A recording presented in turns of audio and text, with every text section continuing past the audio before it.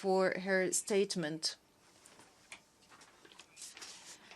I will now give the floor to His Excellency Edi Rama, the Prime Minister and Minister for Europe and Foreign Affairs of the Republic of Albania. And may I request the protocol to escort His Excellency.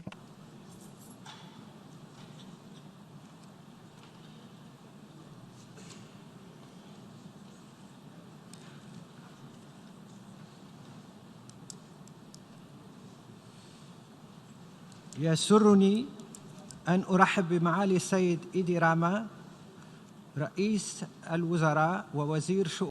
I have great pleasure in welcoming Mr. Edi Rama, Prime Minister and Minister for Europe and Foreign Affairs of the Republic of Albania, and invite him to address the General Assembly.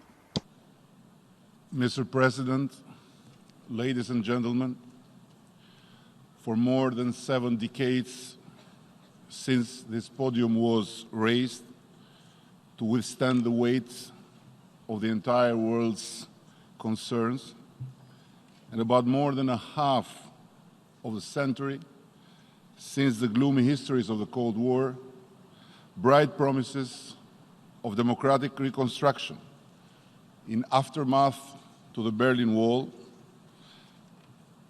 and caring on the needy people, as was, among others, the case with Kosovo Albanians in face of the genocide in late 90s, have passed through these walls. Still, even in the 74th session of the General Assembly, this hall has again witnessed a dozen of complaining voices, various diverging worldviews, and a substantial number of predictions on incoming threats. Many years after the end of history was announced and vast enthusiasm on globalism has prevailed, we underwent through the worst economic recession since the Great Depression of 1930, experienced the rise of violent extremism and terrorism, beginning with Al-Qaeda, killing nearly 3,000 innocent people on 1911, and got exposed to a climate change whose effects are felt in the air we breathe in the 21st century.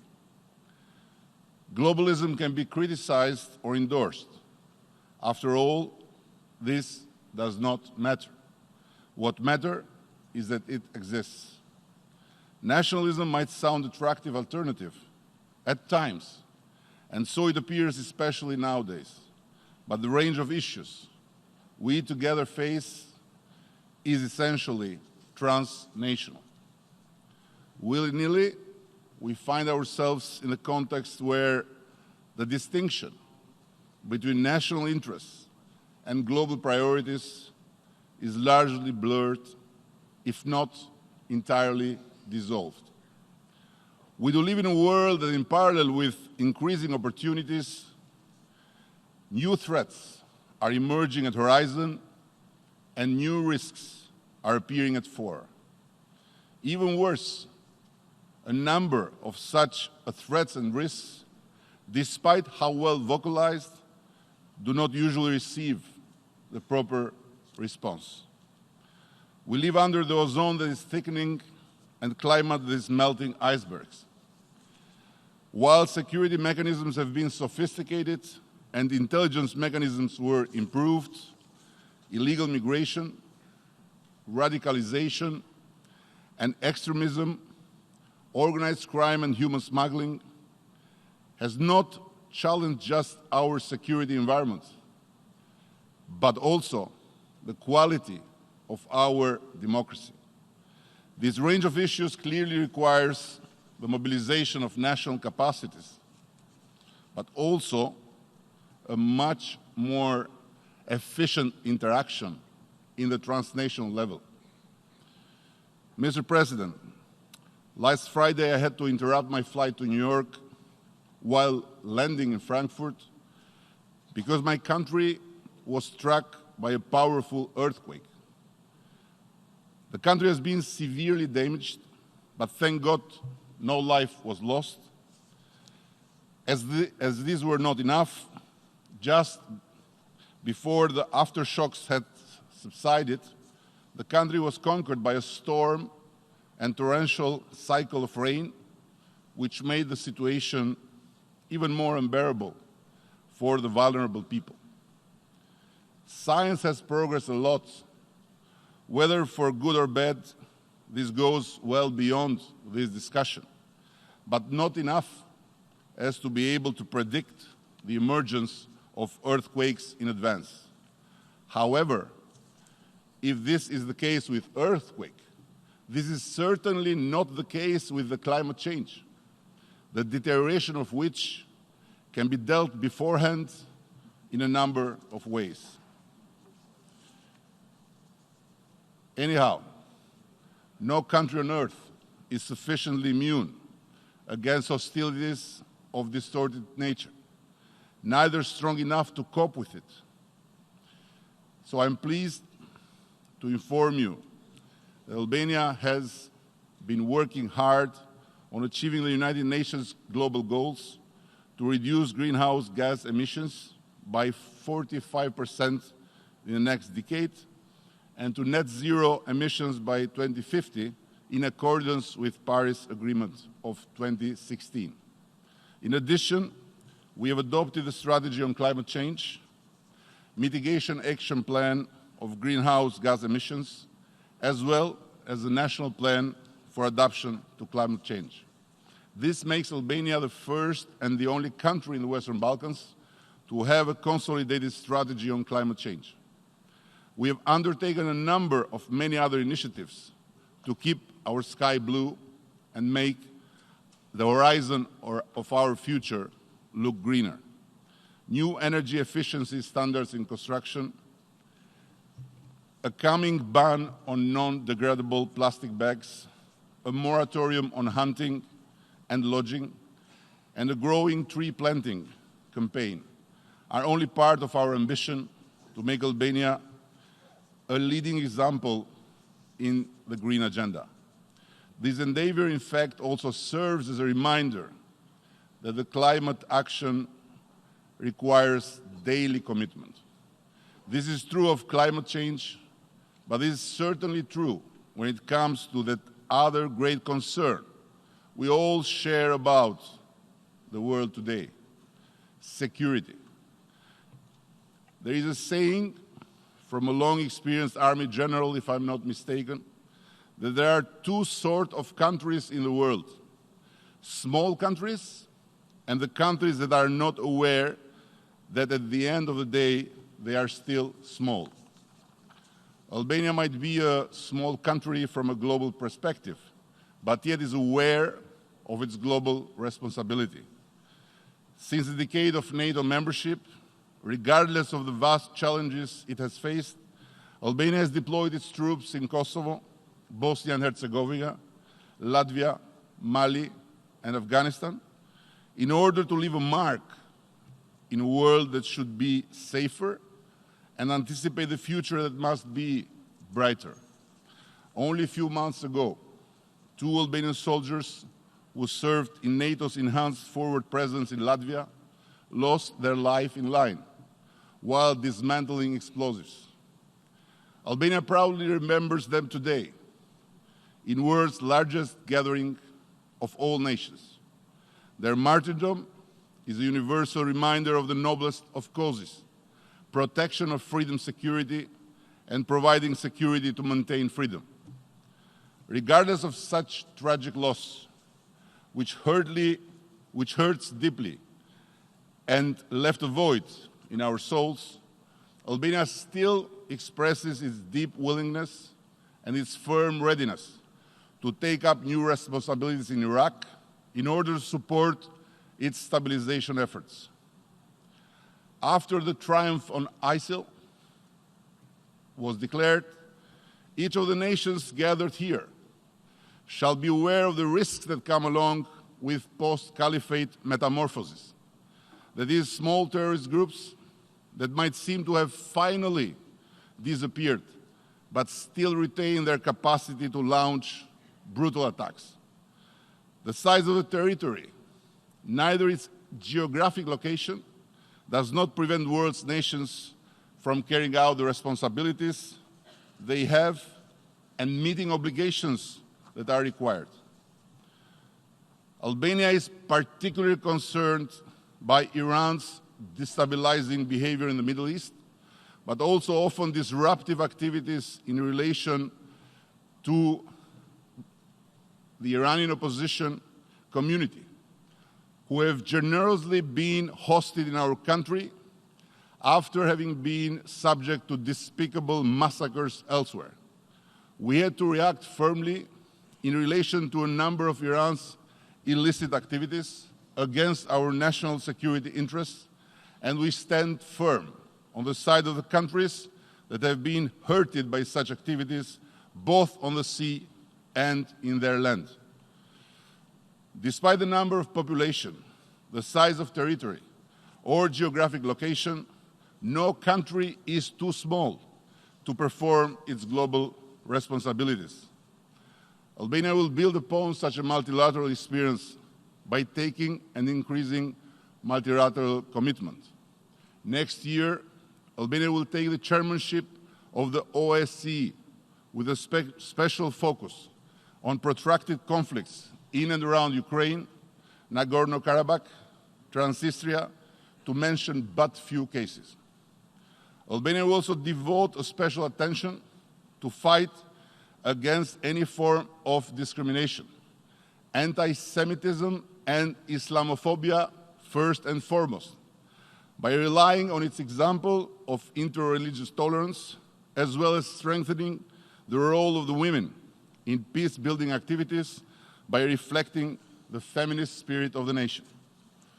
Albania has provided a century-long historical example on how harmony among Muslims, be they Sunni or Bektashi, and Christians, Catholic or Orthodox, and Jews, is not only accidentally possible, but also socially fruitful. Even though often regarded as a Muslim majority country, we are the land where Saint Teresa is the highest national symbol, after having been for a long time, as Mother Teresa, our most distinguished daughter. It is perhaps such human solidarity and commitment to universal goodness that should still guide us in facing great threats to peace and security around the globe today. Given its exceptional historical example, as well as its now highly mature multilateral experience, Albania do not any longer hide the ambition to serve as a non-permanent member in the United Nations Security Council during 2022 and 2023. So I call on all nations assembled here today to take a positive note of Albania's Security Council bid for 2022. Needless to remind, having global ambitions that does not mean lacking regional attention. Western Balkans, from where I come, underwent long history of oppression and conflict. The region as a whole underwent two of the 20th century cruelest evils: communist dictatorship and interethnic wars. As a result of this heritage, Western Balkans happen to be the most underdeveloped region at the heart of Europe, with a number of disputes still going on. Albania has particularly celebrated the reaching of Prespa Agreement, which put to an end a decades-long dispute between Greece and North Macedonia. Albania was actively engaged in making it possible and see it as an inspiring example for settling other open disputes. In order to build stronger ties and streamline our cooperation by building a roadmap for connectivity and mobility in our region, Albania is working closely with Kosovo, Montenegro, and North Macedonia, and look forward to do so with Serbia itself. However, despite the fact that the climate of regional cooperation has improved significantly, the open dispute between the Republic of Kosovo and Serbia still hinders the potential of the development of the whole region. Regardless of the issues that a young democracy like Kosovo might naturally face, it is more than clear that for a bit more than a decade since its independence was declared, the Republic of Kosovo has managed to build a vibrant democracy, prove itself as a reliable partner in the region, and never wavered from its Euro and Atlantic commitment.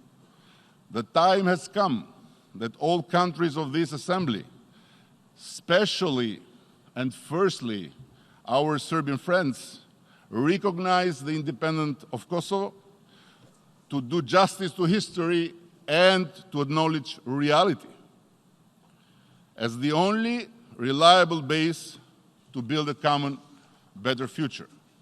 Dear Serbia, independent Kosovo is a reality that cannot be reversed. So stop living in denial and make history for yourself and the world by landing in the space of reality. It is important, too, that Kosovo has been given the opportunity to join all international and regional organizations that any sovereign independent country in the world has a right to join. And it is my sincere hope and my daily commitment that the Western Balkans manage to break with their past once and forever and work together to build their economies, integrate their markets, and provide a much better future, thinking and working for their children and not talking anymore about their ghosts. In this regard, I must underline a fact that I've stressed repeatedly to my European colleagues. It is inexcusable that Kosovo, a country of just 2 million people, remains to date the only country where its people are still isolated from the whole network of visa liberalization regime. Listen to this. From 2014, more than 100 million people have been added to the multitude of people that can enter EU with no visa. How possibly EU can still keep hostage just 2 million people that have fought so hard to get their freedom and are so firmly committed to their EU perspective. So, dear EU, stop this nonsense. On this note, I must also emphasize that stability and security, prosperity and democracy of the region can only be guaranteed by European perspective. For this reason, providing a positive response to Albania and North Macedonia's ambition to open accession talks will not merely be a reward of their merits, but also strategically the wisest decision to be taken by the EU for the EU. When the first man stepped in the moon in mid-1960, which, by the way, was not only a sign that man is expanding the limits of universe, but also heading to the future, Albania's universe was the narrowest kind of its orientation backward. As the most isolated country on earth, Albania was today's North Korea of back then's Europe.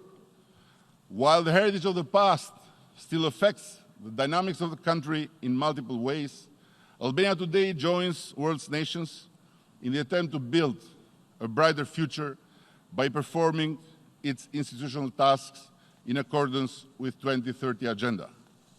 My government considers the implementation of the UN 2030 Sustainable Development Agenda an important part of Albania's vision for development and integration. Indeed, we see it as an important complement to the agenda determined by our effort to join the European Union. Our national strategy for development and integration combines Albania's European integration agenda with that of the UN 2030 agenda. We are committed to both these agendas for a very simple reason. We believe that they constitute a roadmap for the modernization of our country and institution and for the raising of our society. Among the most important milestones in this agenda are the action plan on Roma, Egyptians, and LGTB, and persons with disabilities, which contain concrete plans which are being implemented that will guarantee the rights of these groups that happen to be very often unfairly and unjustly marginalized. In addition to this, we have made great progress in terms of gender equality, with more women than ever before represented in government, parliament, regional councils, and the public administration. And I'm very proud to say that in my government there are more women than men. Quite a good sign to be successful.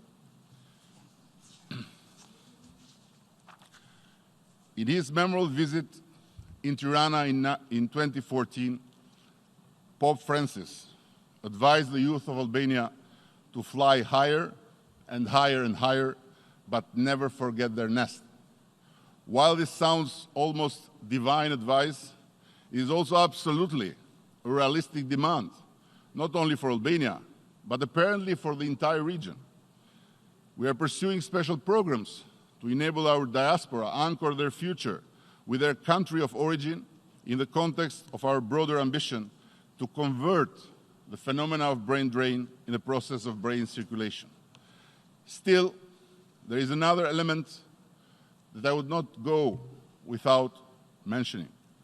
Albania's unprecedented justice reform, the process of making a major cleanup by removing corrupt judges and prosecutors from the system, as well as establishing new judicial institutions tailored to tackle corruption and organized crime at highest levels, in transforming the entire physiognomy of the country.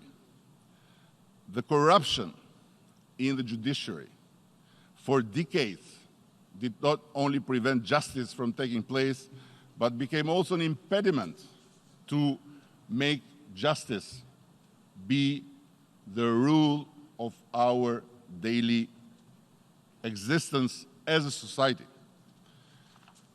As the new justice system gradually takes shape and becomes fully operational, we hope that it will seriously curtail all acts of corruption and abuse of power and will finally assure the triumph of the sense of justice and of the rule of law over all the country I do deeply love and proudly represent it here today. Thank you very much. باسم الجمعية العامة أود أن أشكر معالي السيد إيدي. On behalf of the General Assembly, I wish to thank Mr. Edi Rama, Prime Minister of Albania.